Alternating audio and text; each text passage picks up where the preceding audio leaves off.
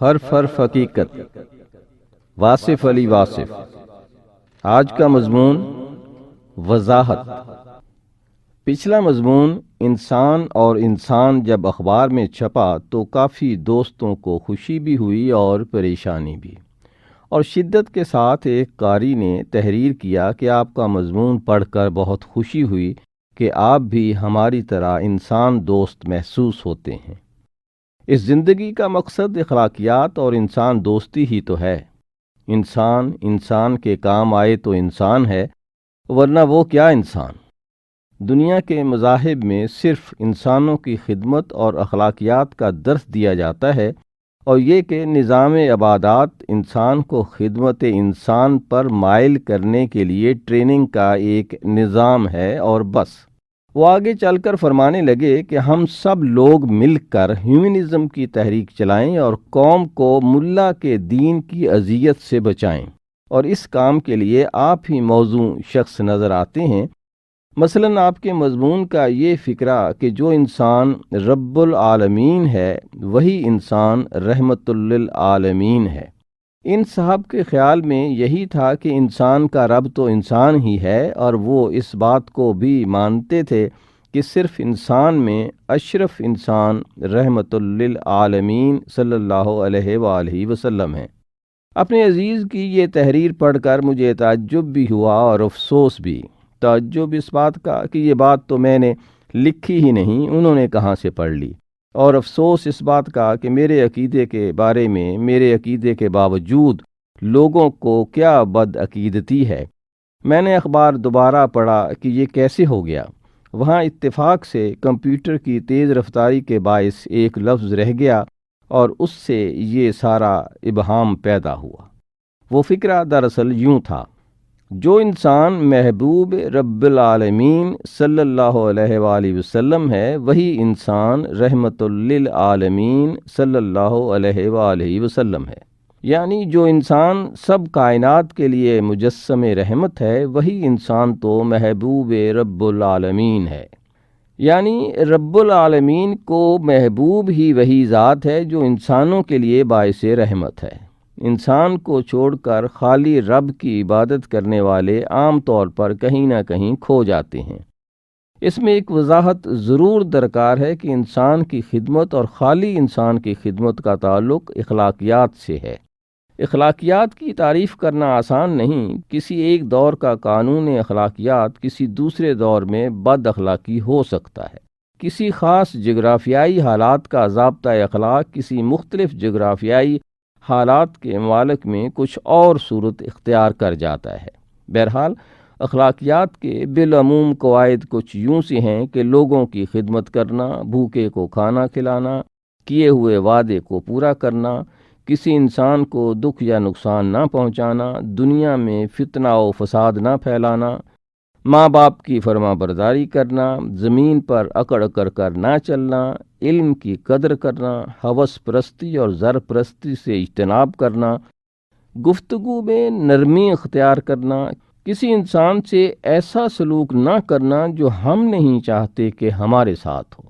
اخلاق کا سارا سفر مختصر طور پر کہا جا سکتا ہے کہ یہ بے ضرر ہونے سے شروع ہوتا ہے اور منفعت بخش ہونے پر ختم ہوتا ہے۔ وہ جذبات اور وہ کوششیں جو انسان کے مجموعی ارتقاء کے لیے کی جائیں اخلاقیات کا حصہ ہیں۔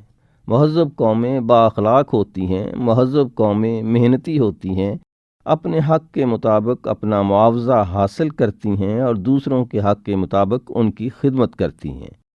ہر مذہب نے اس مضمون پر وضاحتیں کی ہیں۔ دنیا میں آنے والے مصلحین نے انسان کی خدمت کے مضمون کو واضح کیا ہے۔ اس حقیقت کو آشکار کرنے کی کوشش کی جاتی رہی ہے کہ آج رنگ و نسل، فرقہ و قبیلہ، عقیدتوں اور عقیدوں میں بٹے ہوئے انسانوں کو سکھایا جائے کہ وہ ایک نفس سے پیدا ہوئے ہیں۔ کثرت انسان وحدت آدم پر منتج ہوتی ہے۔ ایسے لوگوں کو معلم اور مصلح کہا جاتا رہا ہے۔ ضابطہ اخلاق انسانوں کی بہتر سوچ کا نتیجہ ہو سکتا ہے۔ یہ سب ضابطہ بجا اور درست مانا جا سکتا ہے اگر انسانی زندگی دنیاوی سفر تک ہی محدود ہو۔ زندگی صرف ظاہری اخلاقی عمل تک ہی محدود نہیں، اس میں بے شمار عنوانات پائے جاتے ہیں، اور یہیں سے ایک مفکر اور پیغمبر کا فرق شروع ہوتا ہے۔ پیغمبروں نے دنیا کو یہ بتایا کہ زندگی ظاہری موت تک ہی نہیں، اس میں ایک مابعد بھی شامل ہے، جب انسان سے اس کے اعمال کی باز پرس ہوگی اور اس کو اس کے اعمال کے بدلے جزا و سزا نصیب ہوگی۔ مذہب نے یہ بھی بتایا کہ یہ زندگی اور اس زندگی کے لیے بہتر نتائج کو سمجھنے کے لیے یہ بے حد ضروری ہے کہ انسان یہ سمجھ لے کہ وہ یہاں کیسے آیا۔ کیا وہ اپنی مرضی اور اختیار سے آیا؟ اگر اپنی مرضی اور اپنے اختیار سے آیا ہوتا تو وہ اپنی مرضی اور اپنے اختیار سے یہاں سلامت رہتا۔ چونکہ وہ یہاں ہمیشہ ٹھہر نہیں سکتا، اس لیے یہ بات ثابت ہوتی ہے کہ اس کو لانے اور واپس لے جانے میں کسی اور طاقت کا دخل ہے۔ اگر انسان صرف اپنے ماں باپ کے عمل سے پیدا ہوتا تو ماں باپ کو یہ حق ہوتا کہ وہ چاہیں تو بیٹے پیدا ہوں اور چاہیں تو بیٹیاں پیدا ہوں، لیکن ایسا نہیں ہے۔ وہ کمزور ہیں، بے اختیار ہیں، مجبور ہیں، اور اسی طرح انسان اپنی خوشی سے آئے نہ اپنی خوشی چلے۔ پیغمبروں نے یہ بتایا کہ اس کائنات کو پیدا کرنے والے نے ہی انسان کو پیدا فرمایا، جس نے چاند ستاروں کو تخلیق فرمایا، انہیں روشن کیا۔ اسی ہستی نے انسان کو صورت عطا کی، اسے ایک خاص مقصد اور مدت کے لیے اس جہان اجنبی میں بھیجا۔ اس طاقت کو بالعموم فطرت کہا جاتا ہے۔ پیغمبروں نے یہ بتایا کہ فطرت کو صنعت گری عطا کرنے والی ذات صانع عظیم ہے، اور وہ فاتر ہے زمین و آسمان اور ان میں ہونے والی تبدیلیوں کا، اور یہ کہ اس ذات بزرگ کا نام اللہ ہے۔ اور پیغمبروں نے یہ بھی بتایا کہ اللہ کریم وہ ذات ہے جس کا نہ کوئی ماں باپ ہے اور نہ اس کی کوئی اولاد ہے۔ وہ حی و قیوم ہے جو وقت کی پیدائش سے پہلے بھی موجود تھا اور وقت کے اختتام کے بعد بھی موجود رہے گا۔ وہ ہر مخلوق اور ہر آغاز سے قبل موجود تھا اور ہر انجام کے بعد بھی اپنی ذات میں قائم و دائم رہے گا۔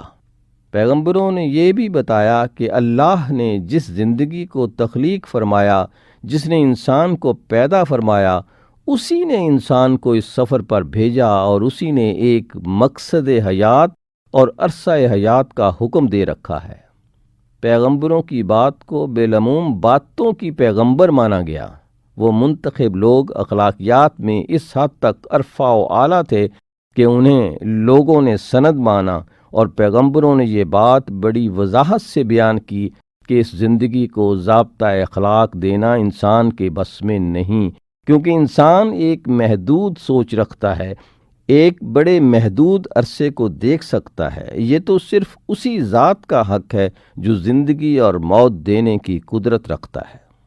نظام عبادات اسی ذات کے قرب کا ذریعہ ہے، اور اسی طرح اخلاقیات بھی قرب حق ہے، ایک ذریعہ ہے۔ اس بات کی وضاحت یوں کی جا سکتی ہے کہ جب ہم نیکی، بدی، اچھائی، برائی کے تصور کے مطابق عمل کرتے ہیں تو ہم کسی نہ کسی ذات کی خوشنودی چاہتے ہیں۔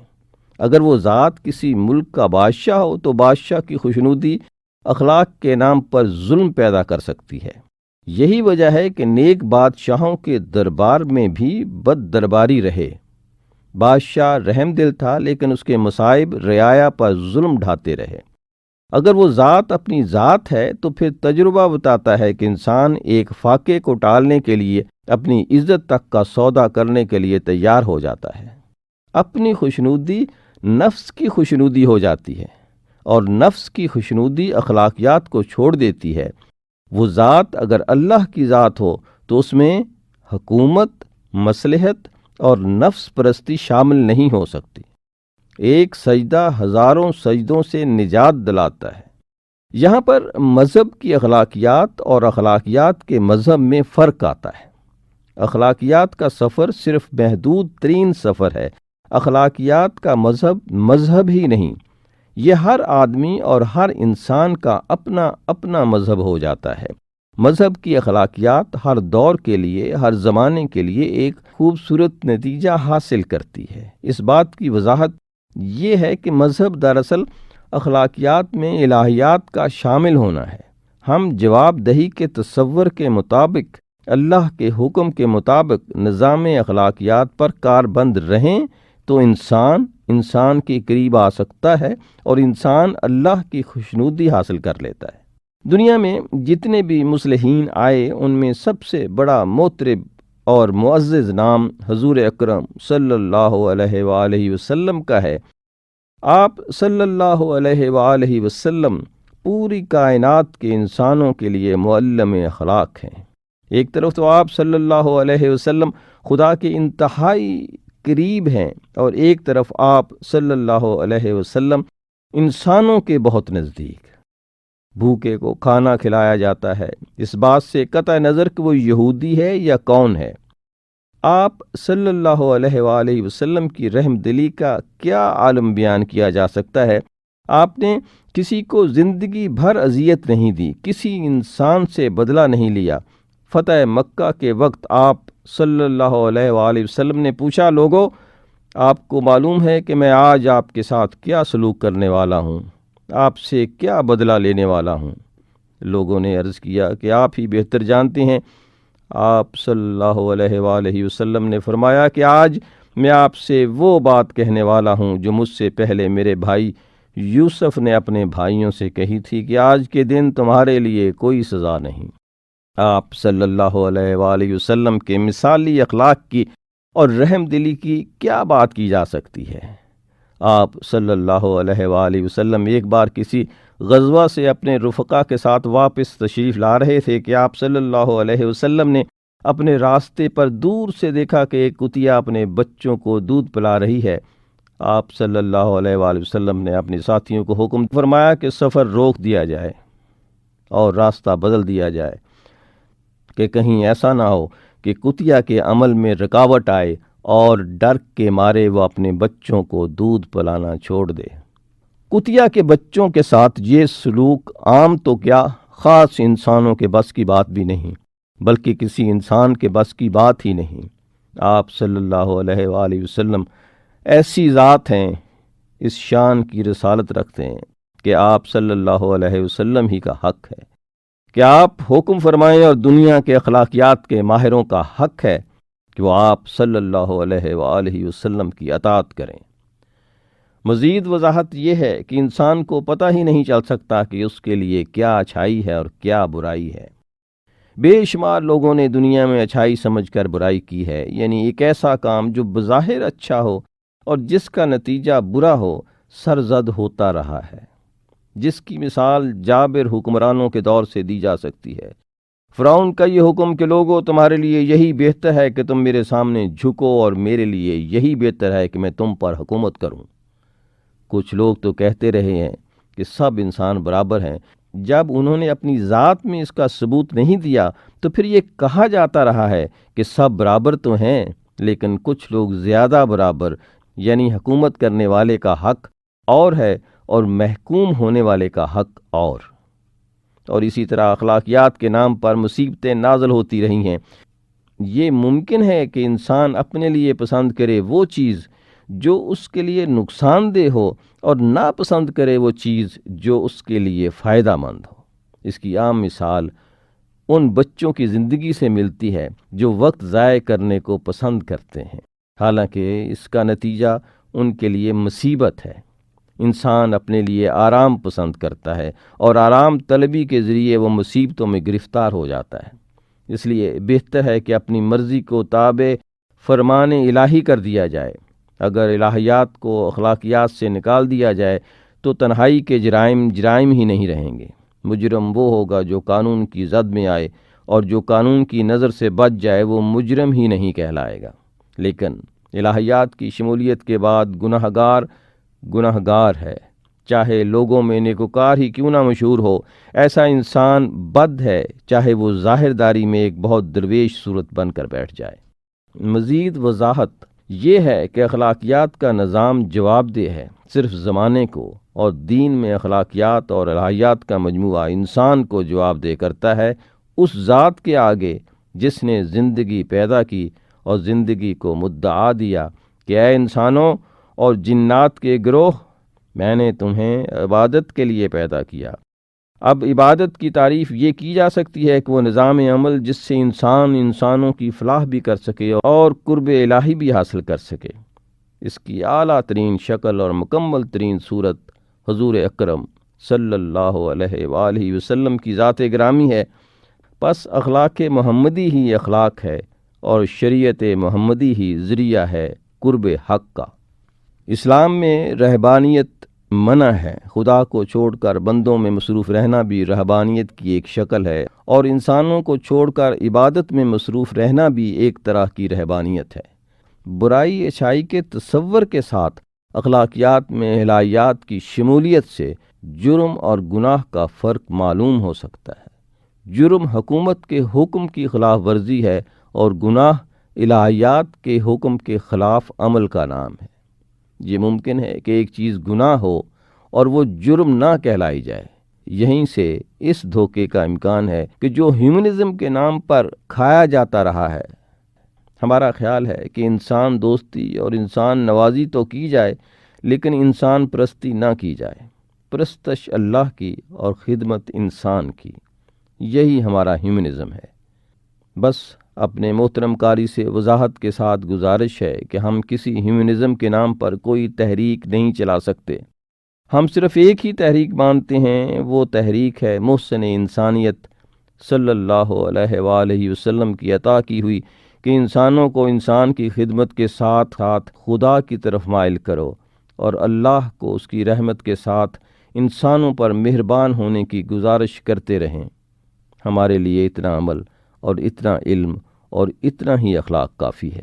یہ مضمون تھا حرف حقیقت میں سے، جو واصف علی واصف کی تصنیف ہے۔ اظہر نیاز کو اجازت دیجیے۔ اللہ حافظ۔